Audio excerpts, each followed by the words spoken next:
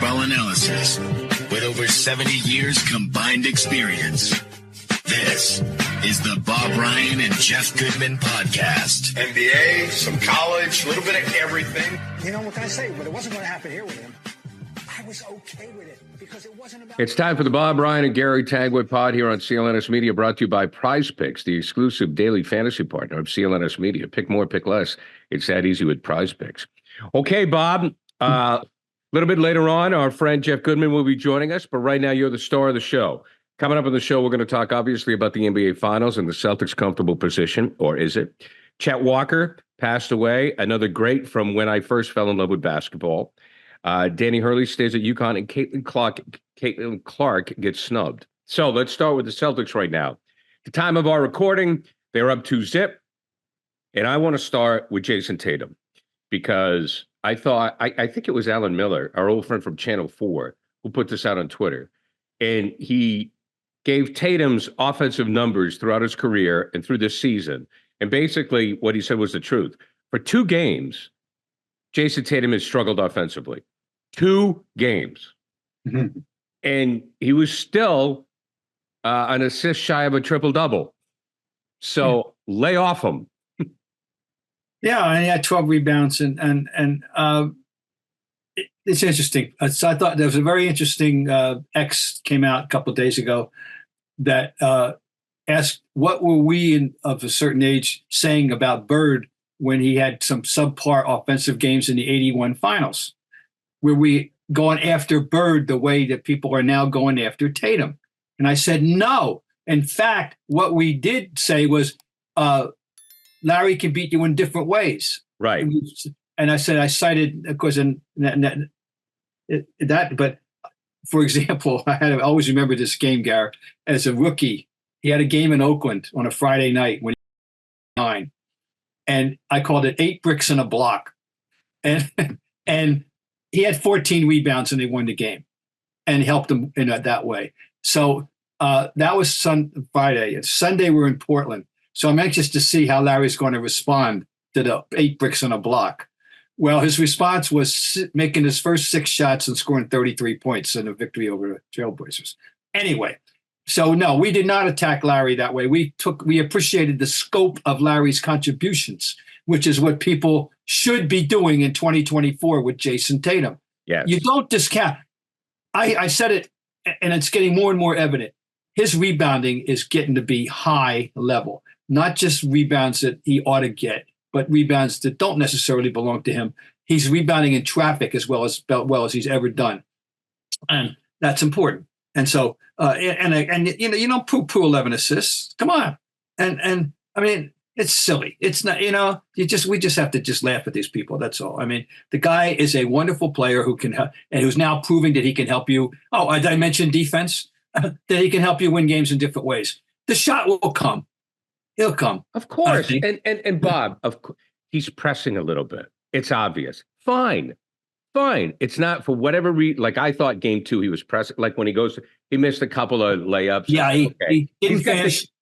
Didn't finish. And by the way, no, he's spoiled us and these people by the extraordinary ability to finish that he displays on most occasions. And when and now in that game, there were 2 times I remember he got in after making one of his great moves, and they were a little heavy, and they came off the rim. It didn't go in.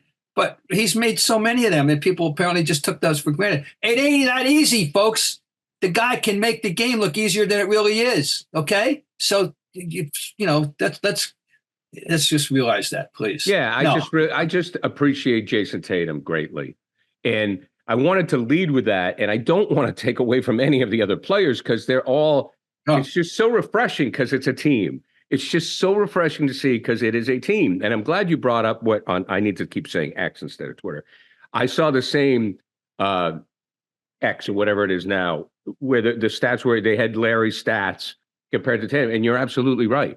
You're absolutely right. Steph Curry in the past. Remember when Andre Iguodala got the MVP? Yes. And Steph offensively was struggling or did whatever. Jayson Tatum is pressing a little bit at the rim. He'll be fine. He has become such a complete player and a leader, and he has set the tone for this team. And he runs. You see him running the offense, Bob. In no remote sense is he a liability. Let's just. God, no. So come on, stop. No. But it's just part.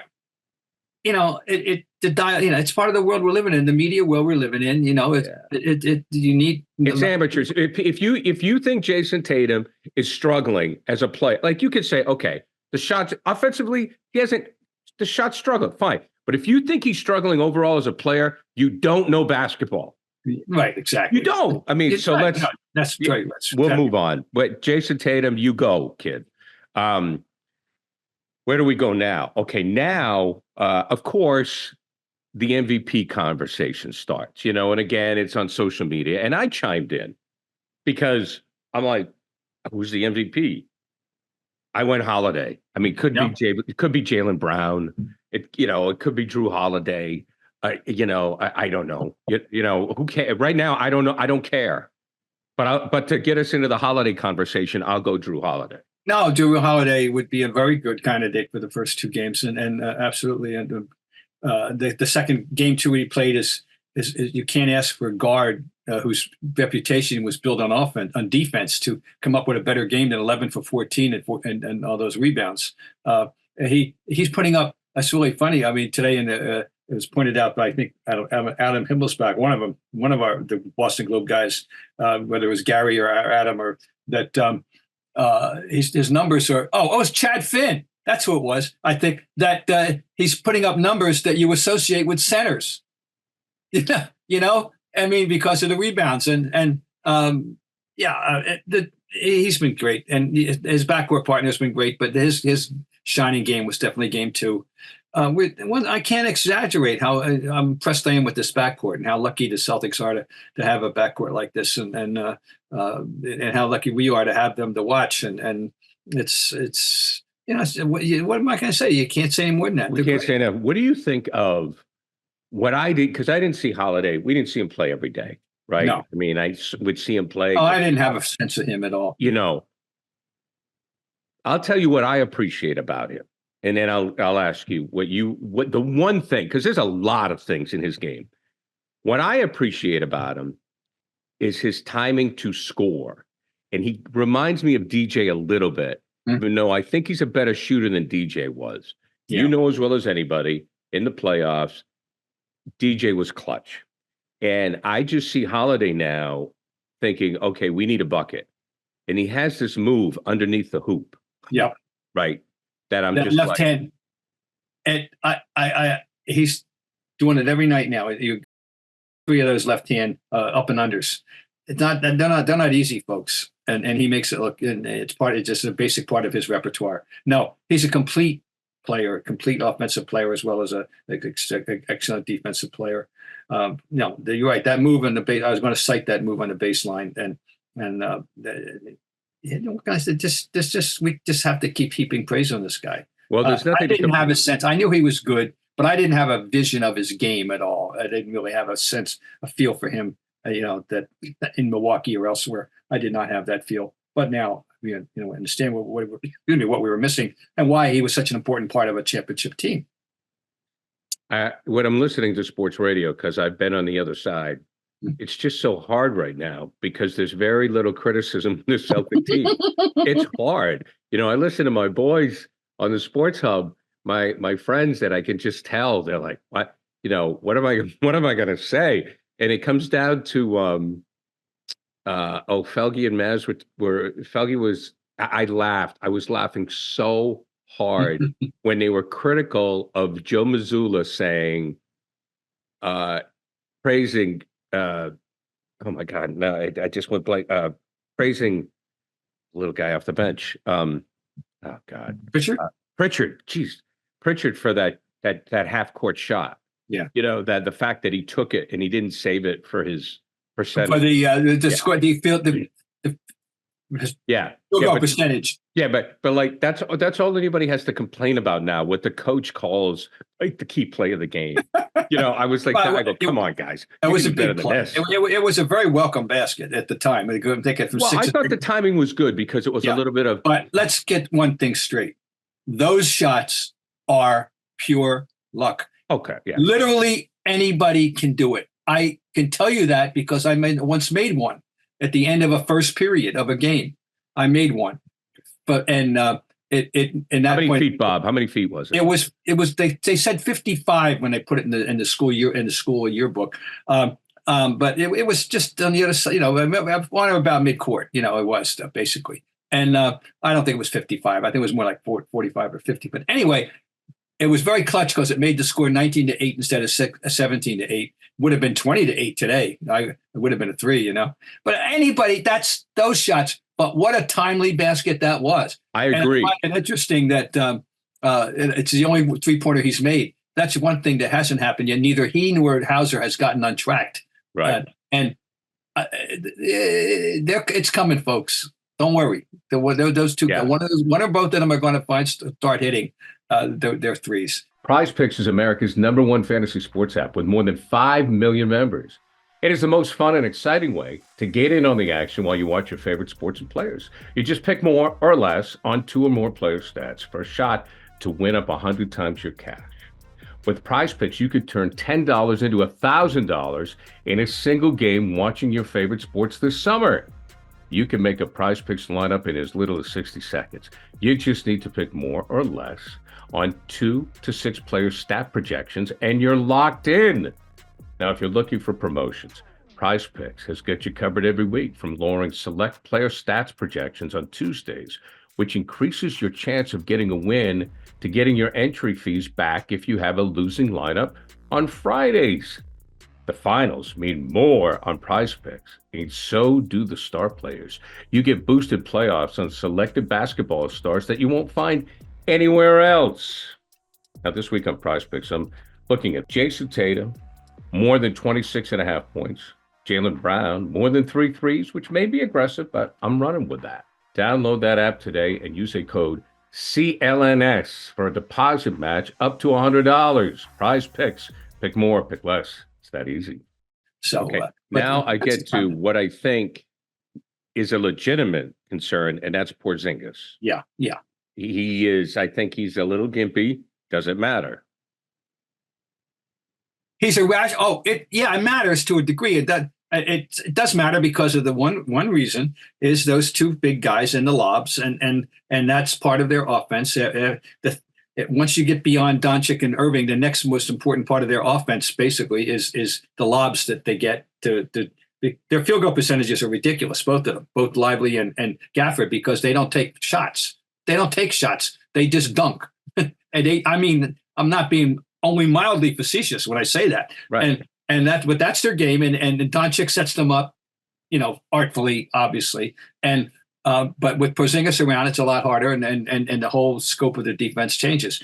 Yeah, they can win without him, but it's going to be a lot harder to win without him. Now, I think he's a rational guy from what we see.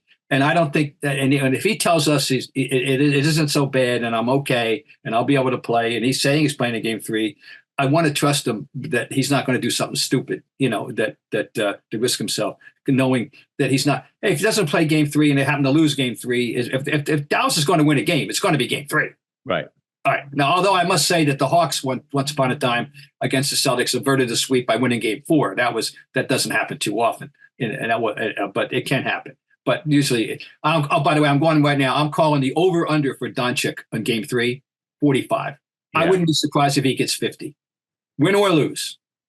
I wouldn't be surprised if he gets. I agree. And that's with or without Porzingis, but not likely, without him. Anyway, it's not crucial that he play. Especially when you have the cushion lead that you've got now, you don't want to do anything stupid. And I trust that he would not consent to doing something stupid. He seems like a very rational person. I think if he could just maintain a presence, play conservatively a little bit, he will benefit the team. But anyway, just in general terms, Gary, the whole thing's going according to plan. Let's face it. And they won, 2 different games. They won a route game, and they won a game where they had to work for it. And they made the big plays when they had to make them, and never got into perilous. But that white block, was saved. It saved all, and that ended the suspense of whatever was going to be suspense. That block ended the suspense. So it's gone very much according to plan. I'll point out to people that, however, I've been there. I've just been there too many times, and I've seen series in which not only game 1 but game 2 was a rout, go into the hostile territory in game 3, and we're coming home tied 2-2. It's not inconceivable. I remind people that the last time the Celtics won a finals in fewer than 6 games was 10 championships ago in 1965. The last 9 have been 6 or 7. And Dallas, so it's not, that's not, don't be shocked, folks, if they come home 2-2. I'm sorry, I don't expect to, but I wouldn't be shocked if it happened, particularly if Doncic goes off for, a couple of ridiculous games. And then, of course, if Kyrie untracks himself. But, and he'll play better, I guess. But the fact is that he's playing against the best defensive backcourt that he's played against in the playoffs, period. Right. Period.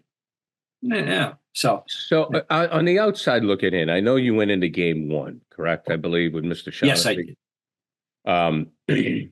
So when you guys went in, like, did they give you the senior citizen press card? Did they when you walked in? I was just thinking, like, Dan and Bob walking in together. That's like,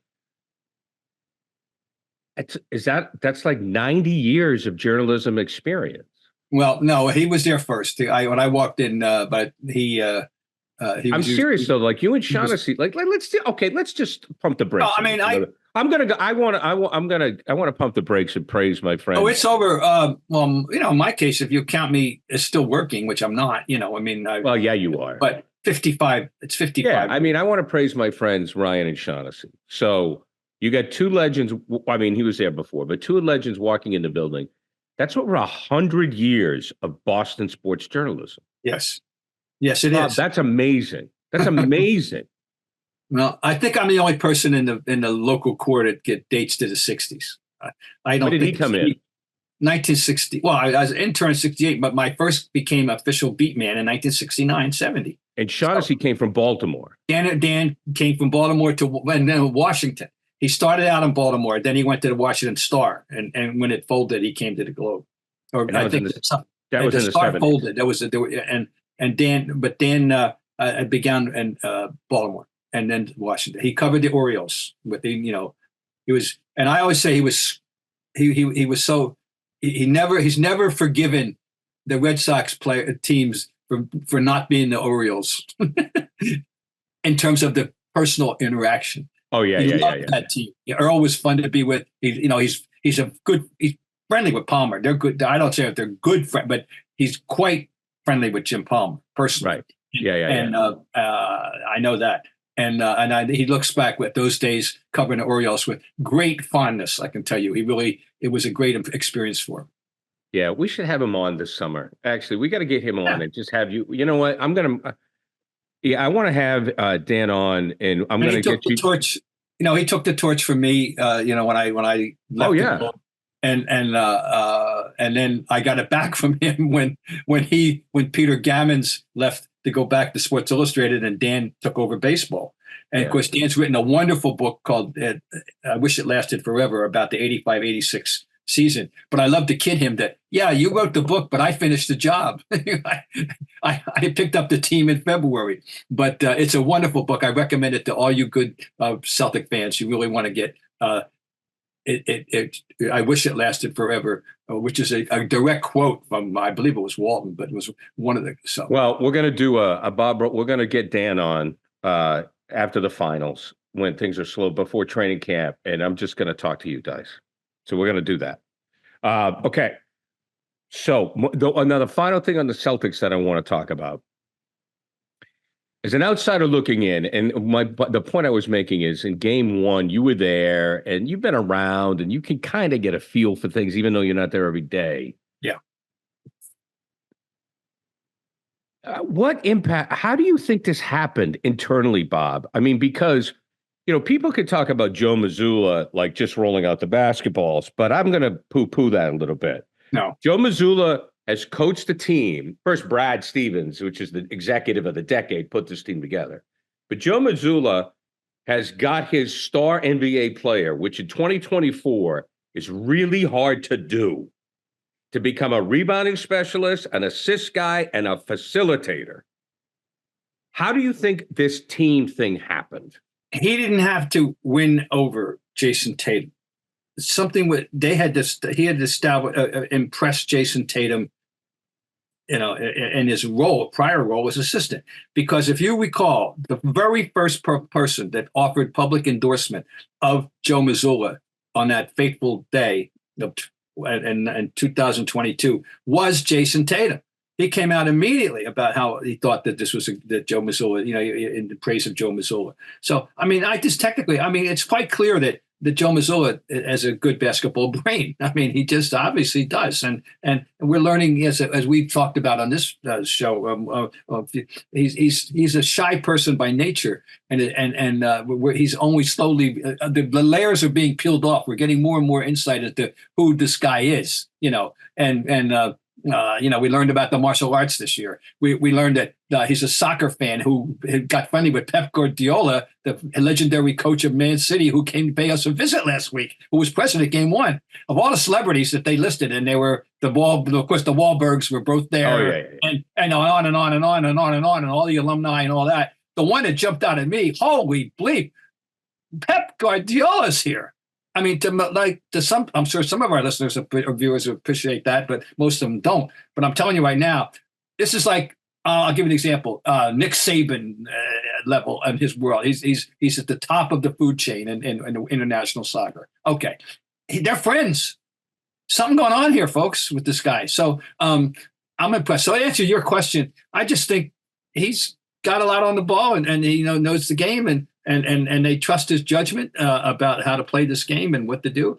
But I also think it speaks to Tatum's good heart and willingness to do, ultimately to do the right thing. And I think he wants to do the right thing. And I think we're seeing clear evidence of that. So, well, I have been prone to exaggeration, but we'll see how the rest of the career goes. But this type of coaching or mentoring is what we have praised Red Auerbach and Phil Jackson for. Yeah, well, dealing with personalities is not just as the X's and O's, right? And clearly, now Brad has provided Danny and Brad together. We get Danny and Brad and Jason and Jalen are Danny's legacy. Yeah. Okay, Al is Danny's legacy as well. Right. It was brought back by Brad. Okay. And now the backcourt is Brad's legacy, so it's a combination of the two. But they have given him easy people to work with. They have. Now the one person it was difficult because of the nature, everything about him was, and there was pros and cons and yin and yang, and that was Marcus Smart. I was a pro. I loved Marcus Smart. But I acknowledge his foibles, and I said you got to live with the whole package, But there's no but. There's not a but guy. Look at Porzingis. He comes in. He's a model teammate and loves what he's doing. Loves these guys. Loves the game. There's no the first 8 guys that, man. And I don't know, And I'm assuming that Kornet's is a team guy. I'm assuming that Tillman's a team guy. The Brissett, there's no but people that we know of on this, deviance of no sources of discord, guys. So, they've scouted their people. Now, I'm sure they would tell you we'd like to vet people, and but you don't always guess right. But they've guessed right, and they've got good people who happen to be very good basketball players on this team. That's the ideal circumstance. Game Time makes getting NBA Finals tickets even faster and easier. Prices on the Game Time app actually go down the closer it gets to the tip-off. Like right now, I was looking on the app, and it's really easy to use. Just download the app. Lots of pictures for us sports fans, lots of pictures. And, the tickets for Celtics Game 1 and whoever they play, between $600-$700. But the closer you get to actual tip time, it's going to go down. So you and your friends may do a last-minute thing. And I know it's a lot of money, but maybe it's 2-3 of your friends. Last-minute trip, boom, let's go. Let's see what the tickets are on Game Time. You never know. With killer last-minute deals, all-in prices, views from your seat, and their lowest price guarantee, Game Time takes the guesswork out of buying NBA tickets. Last-minute tickets, flash deals, zone deals. Okay, here's the deal. Last-minute deals save up to 60% off buying last minute for sports, concerts, comedy, theater, etc. Now, the flash deal is save even more with exclusive in-app deals on select seats ahead of the game or the event. Save even more when you choose a section for the zone deals. You choose a section, let Game Time choose the seats. Sounds pretty good to me. Take the guesswork out of buying NBA Finals tickets with Game Time. Download the Game Time app, create an account, use code CLNS for $20 off your first purchase.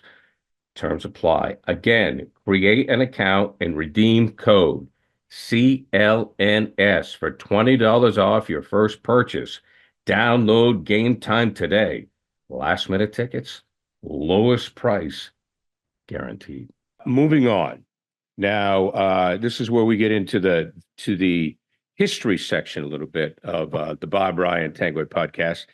I remember the passing of Chet Walker. We're discussing now. My memory of the Chicago Bulls when Bob was on the beat is when I started watching basketball. The first real season I remember, as I was 10 years old, back in good old Rumford, Mexico, Maine, was that 74 Celtic team. So I remember the Bulls in Chet Walker, Bob Love, Norm Van Leer, Jerry Sloan, Dick Motta. I remember Motta as the coach. Am I right? Oh, yes. Motta was the coach. Do. Yep. Was Bob? There was another. Was there another Love on the Bulls who happened to be the brother of Mike Love of the Beach Boys? No, that's Stan Love. He played for the Bullets. He played for the Bullets. He's a member of the family. Yeah. He was. And he's Kevin's father. And Kevin's father, right? Thank you. Okay. So he wasn't on that team as well. If any comprehensive history of the NBA is written by anybody, it must include, if not a chapter, a very substantial look at those Bulls teams of the early 70s, which I believe may very well be the best group that never won a championship. Right. Had there been no 24-second clock, I'm not being facetious, they would have won one or more championships. They were the best possession team with a meticulous offense that was a forward-oriented offense because of the great forward scoring of Bob Love and Walker, with what the toughest minded and physical backcourt I've ever seen in the NBA. Jerry Sloan and Norm Van Leer, and an underrated center in Tom Boerwinkle, who was not only once had a 30-some-odd rebound game, but was an excellent passer. In fact, on the next level, after the Walton Jokic, we draw a line on right there on the greatest passing centers. And now the next tier, which includes Johnny Kerr and a few other, is Duncan. Tom Boerwinkle is on that. Okay, those teams, they did what they did. They ran precision offense. They exhausted the 24-second clock. They won, and the pace of the game. And when you played them, and I loved the whole atmosphere. I'll get to the Chicago Stadium in a minute. But when the Celtics would play them, it was a battle of which teams will be imposed on the other. Will the Bulls be able to stop the Celtics who wanted to run from running, or will the Celtics be able to speed up the Bulls and make them get into a running game they don't want to get into? And it was a battle of wills, and it was fascinating. And Dick Motta was one of the most intriguing guys I've ever known in the NBA. A fascinating guy whose background started coaching junior high, by the way. And then he had the whole progression: junior high, junior college at Weber State, and then he was surprise hire by the Bulls to be the coach when the college coaches were just starting to get a shot at the NBA. Right. And was a fascinating guy, and I firmly believe belongs in the Hall of Fame. I'm surprised he isn't. He went from there. He's got a losing record because of the Dallas teams that he coached in the beginning, but he coached them up into something respectable.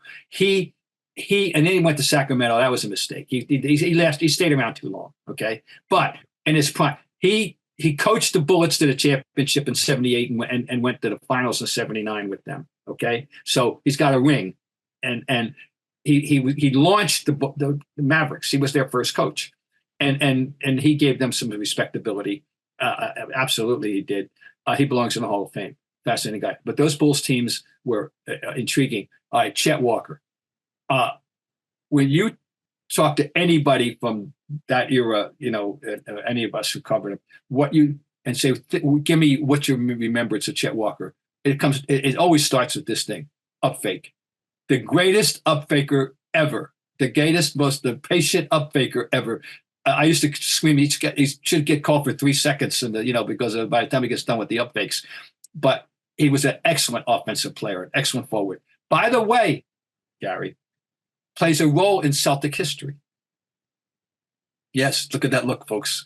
The look on his face.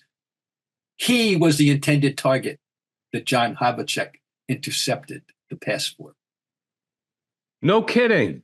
It was Chet Walker was the target of the pass that John deflected. And so he plays a important minor role in Celtic history. Only Bob Ryan would know that, because everybody talks about Hal Greer. It gets it out. I can still hear Johnny, it gets it out deep. And Havlicek steals it. Well, the guy that he steals it from was Chet Walker. Wow. Everybody wondered how they were going to play that, and what they're going to do. They're going to lob the wilt. They're going to, the idea was Walker would get the ball, and hopefully, if he missed, they had Chamberlain and Kerr were both on the floor at the same time, which they seldom did, and Luke Jackson. They were going to crash the boards, and hopefully get a putback. But anyway, Chet Walker is part of Celtic history. Wow. Just a wonderfully efficient offensive player, and I did not know. Did you know about his film producing career? I did not. Wow. And he produced that film about Isaiah Thomas's mom, the mother of 10 and out of the ghetto, No, he's the youngest of 9 or 10, Isaiah Thomas, the original Isaiah Thomas. Oh, yeah. Anyway, but there's a documentary that Chet produced about his mom. And he had Hollywood connections afterward. Yeah. So anyway, but those Bulls teams were, and the Chicago Stadium, it's my all-time favorite visiting arena, was the Chicago Stadium. Everything about it was grandiose, including a theater organ which was just wonderful, and the crowds are great. I just loved going there. But those teams were such an intriguing team, And Sloan and Van Leer. I mean, I'll tell you about Jerry Sloan quickly. As sure. The thing that would infuriate people is that Jerry Sloan was a rarity. He took charges. He would stand in front of a Mack truck to take a charge. He also was, as Johnny Moose would say, Stanislavski's here tonight. He was an expert flopper, as well as a gutsy guy standing in front of a Mack truck. So he would get you both ways. So he was a flopper before it became fashionable. Absolutely. I remember a game, John Havlicek was called for an offensive foul at a crucial moment late in the game. And what happened was Sloan had a technique that he grabbed John and pulled him down over him. And the referee fell for it and called the offensive foul on John. But Sloan was a character, and I mean, an interesting guy, very, very interesting guy. Man, I mean, he was coaching in Utah, lived in a hotel room. Yeah, and that was Frank Layden. Oh, that was Layden. That wasn't Sloan. But Sloan was a hard-nosed guy, but a very good coach. But he slowed the game down as a coach completely, as he was taught by Dick Motta. But I think it was natural for him. I mean, Chicago has to be right up there. Well, Milwaukee, there was one bar, but Chicago has to be the best visiting city for bars. That's a good one. Of course, you have to go to the Billy Goat. If you don't go to Of course, you got to go. I mean, the Billy Goat's a for those that don't know the Billy Goat. Explain. The Billy Goat is the source of John Belushi's famous cheeseburger. Okay, it's about the Billy Goat, and it's a subterranean bar. It still exists right there today. As you're walking down Michigan Ave, you have to go down a few blocks south of the Marriott. You descend a staircase, and there's the Billy Goat. Because Chicago has this extensive underground. If people haven't been there, there's a whole underground world, right? And it's part of it. They do have the cheeseburgers. They got but it was in its heyday was a bar for journalists, and all these clippings of columnists and pictures of famous columnists, and of course Mike Royko and company. It's Chicago to the max.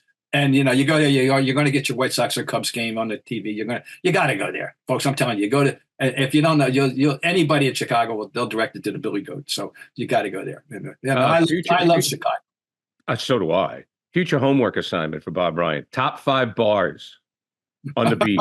Top 5. Maybe we get Shaughnessy on. We'll do that with you. Oh yeah, top 5 bars on the beat. All right, that was a good one. Yeah, all right. One I loved in Denver was Duffy's, and Duffy's passed the test. They had the baseball encyclopedia up on the shelf. And, oh wow! Well, that's all you need. And of course, there was the original Runyons in New York. The late lamented Runyons was Toots Shores. Was Toots Shores on that list? I'm too late for Toots Shores. Toots Shores. I'm too late. That was the old, that in the 40s, 50s, 60s. Yeah, the original, and they had that was everything from Sinatra to Jackie Gleason to Leo DeRocher to Joe DiMaggio to that. Wouldn't you love to go back to? Oh my God! Oh, I never got to go to Toots Shores. Wow. Okay, homework assignment for the Shaughnessy Show. Okay, so now Danny Hurley has turned down a reportedly $70 million offer or whatever from the Lakers. We did look it up. He makes $32 million. He signed a $32 million deal in 2023 for 6 years with UConn, so he's staying at UConn. What do you think about this? Well, we don't know the reason, frankly. We don't know whether it's because he just could not pass up an opportunity to get the win 3 in a row and put himself up there with, the only person who's ever done that is John Wooden and in college annals, or that something in the end told him this maybe is not the proper time to move the Lakers at the moment on the team I want. I want to deal with a potentially deteriorating LeBron and what that might mean, or we don't know what he found. I don't know. I'm just throwing this out there. Does his wife not want to move? That can happen. I don't know, but that's a conceivable reason. I don't know. She's going to have enough to put groceries on the table as it is. She won't need. Yeah, nobody's starving. Right. I don't know. He and the other thing is this. It's not as if this is his only opportunity. The boat has pulled up to the dock. He didn't get on it. Another boat will pull up. He's 51 years old. He's got lots of shelf life left. And so we're told that he's always admitted to people, I got NBA on my brain. I wouldn't mind challenging myself at the highest level and all that. And I think he might want to, but maybe it's just he couldn't resist the team he's got coming in. And what I think is I'm trying to gather the pieces. Yeah.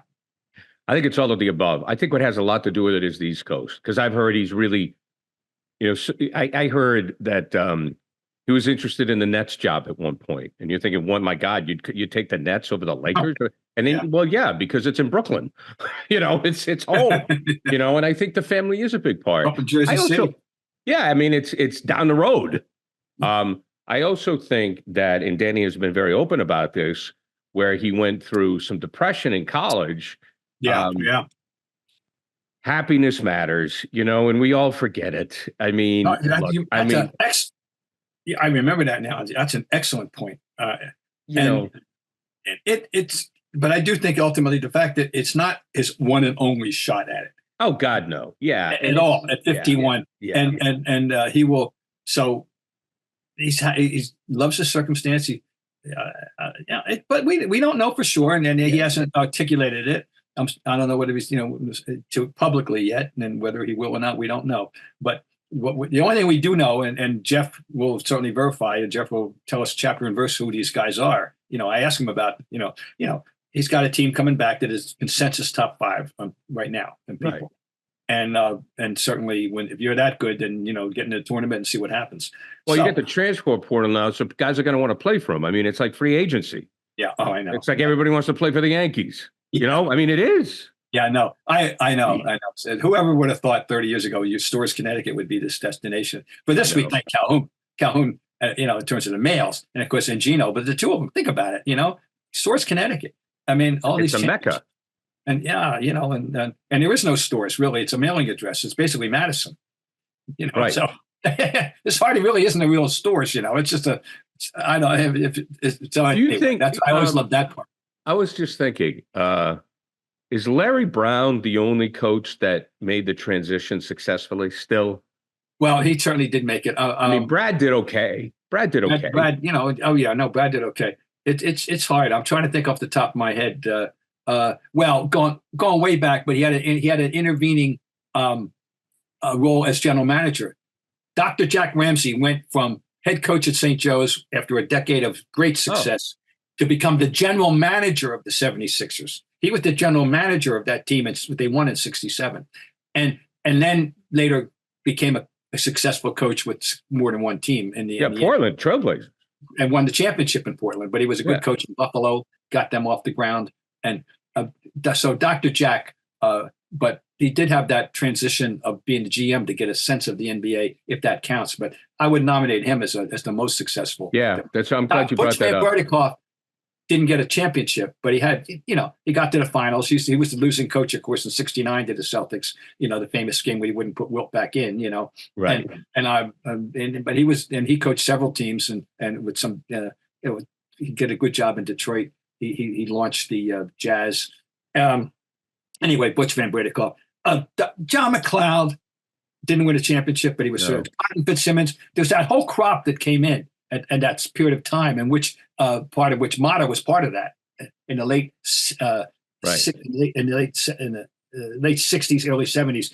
It became a kind of a thing to try these college guys, and so some of them had some good success, but the only one that ever won a championship in that group was Ramsey.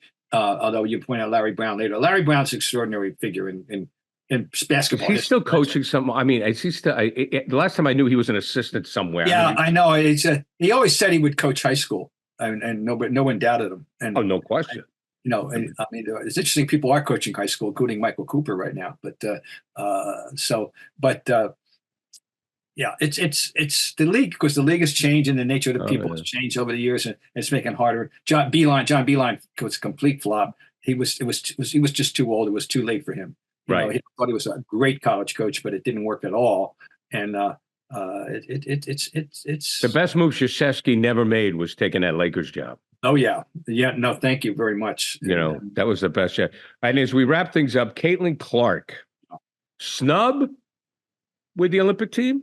No, not real. First of all, there's so many. I think one of the things that the people are learning now, because of the attention that's been focused on the league, is how many excellent players there have been and are that deserve no commendation. Well, I saw it on television. I think I was watching ESPN, and they ran down the team, and I went, "Wow, they're loaded." Who are you going to knock off? Yeah, I know you're not.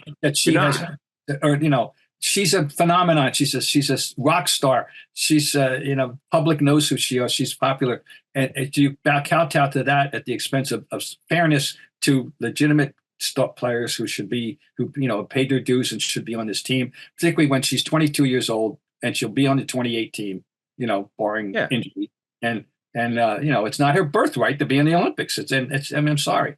And she did the right thing. She cares. She's taking a public high road, which she really feels, I don't know, but she's, as usual, she's very good in public. She's taking a public high road. I say no. I applaud them for resisting any impulse. Would her presence have somehow enabled them to sell more jackets and jerseys and and sneakers, and probably, but they resisted that. Good for them. Agreed. They did the right thing, and she took the high road. Okay, Bob. Got it on my list. Coming up after the NBA Finals, we're going to get the Ryan Shaughnessy memory lane. I can't wait for that. We are exclusive daily fantasy partner of CLNS Media. Pick more, pick less. It's that easy with Prize Picks. Bob, I'll talk to you next time with Mr. Goodman. Okay.